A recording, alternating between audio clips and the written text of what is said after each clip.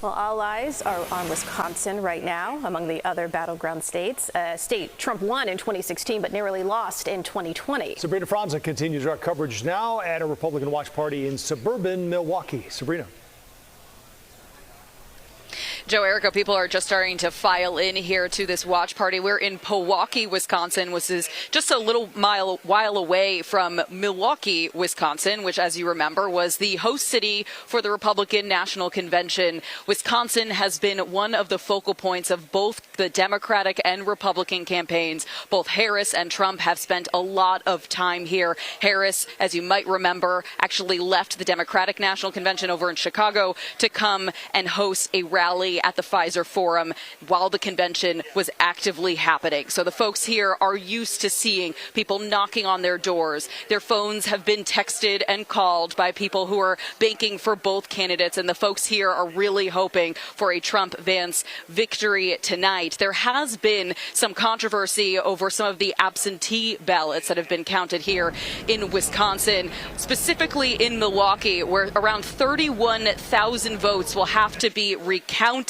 because the doors on the machines that were counting those absentee ballots were found ajar. Now, what we're hearing is that there is no reason for concern about those absentee ballots. They will be recounted out of an abundance of caution, but we asked the head of the GOP here in Wisconsin about that. Here's what he had to say about the integrity process that they're really making sure is all buttoned up so people can have faith in this election. One of the things we did at the state Republican Party in Wisconsin, we recruited almost 6,000 poll workers. That is to say, people who help the local clerks, at the polling places, and Democrats do it too. So we recruited 6,000 people last year by the statutory deadline. But we also have thousands of poll watcher, people who literally watch the process, recruited as well for today, and we have hundreds of lawyers involved. So much more than in 2020 and much more than in 2022. We're going into this election hoping that the operation we put in place means a secure election.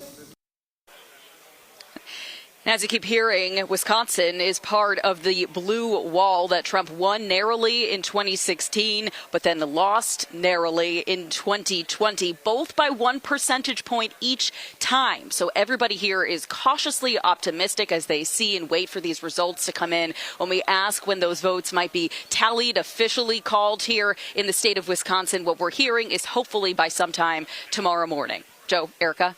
Okay, Sabrina, thank you.